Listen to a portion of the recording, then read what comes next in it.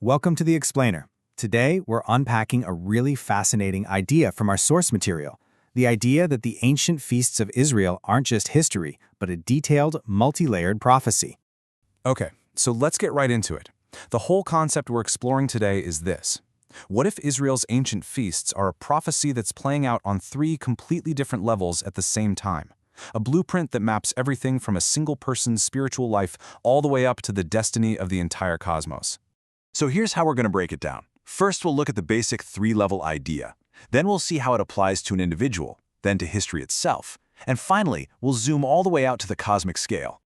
Right, so the source material we're digging into argues that these ancient feasts are being fulfilled on three interconnected levels, all at once. It's like one single pattern that just keeps repeating, getting bigger and bigger each time.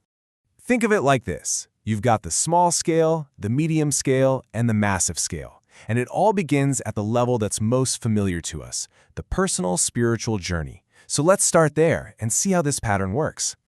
Okay, so on this first level, the three main feasts are basically a mirror for the big stages of a believer's spiritual growth. It's almost like a roadmap from that first moment of faith to full spiritual maturity. So you have Passover, right? That represents what theologians call justification, that initial step of being made right with God through faith. Then you move on to Pentecost, which is the long journey of growth in learning obedience. They call that sanctification. And the final goal is represented by Tabernacles, which points to spiritual fullness or perfection. It's a pretty clear three-step path. Now this is where it gets really interesting. The source takes that exact same three-part pattern and scales it way up, using it to describe the entire history of what it refers to as the church or the kingdom. So, according to this view, you have a Passover age that ran from Moses all the way to the cross.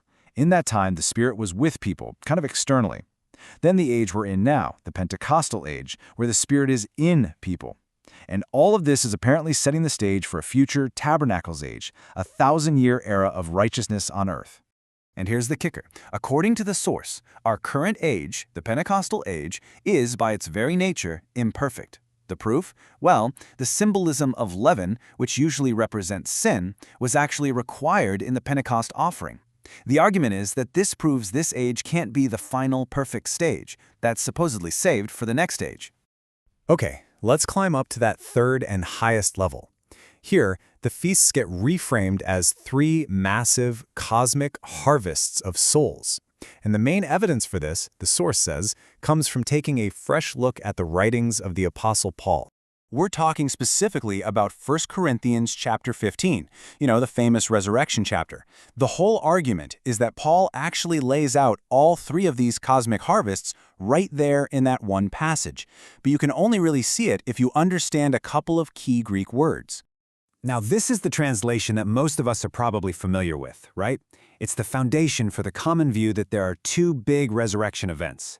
Jesus comes first as the firstfruits, and then later, all the believers at his return.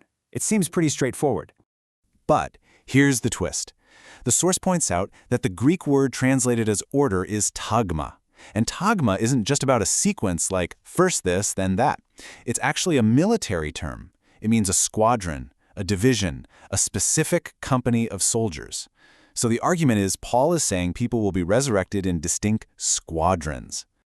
And that brings us to the next crucial point. The phrase we read as Christ the firstfruits is in the Greek Christos aparche. Now the word for Christ, Christos, just means anointed one. And, super importantly, in this verse it doesn't have the definite article, the, in front of it. So the source argues it isn't talking about the Christ, Jesus, but about a whole group, a squadron of anointed firstfruits. So you see how this rereading totally changes the picture. Suddenly, instead of this standard model of two resurrections, you've got a model of three distinct resurrection squadrons. And the really amazing part, according to this interpretation, is that this three-part structure lines up perfectly with Israel's three harvest festivals. And here it is, the complete model. The first squadron, those anointed firstfruits, lines up with the barley harvest, which was anointed with oil. The second squadron is the wheat harvest, representing the wider church, which was baked with that leaven. And the third is the grape harvest, which represents a final period of judgment and purification. Now, this final phase, the grape harvest, it's described not as just wiping everyone out, but as a process of making things right, a purification.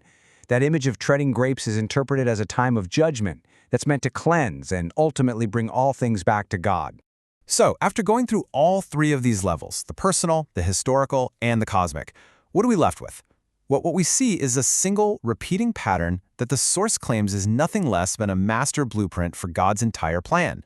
It's like a fractal, you know?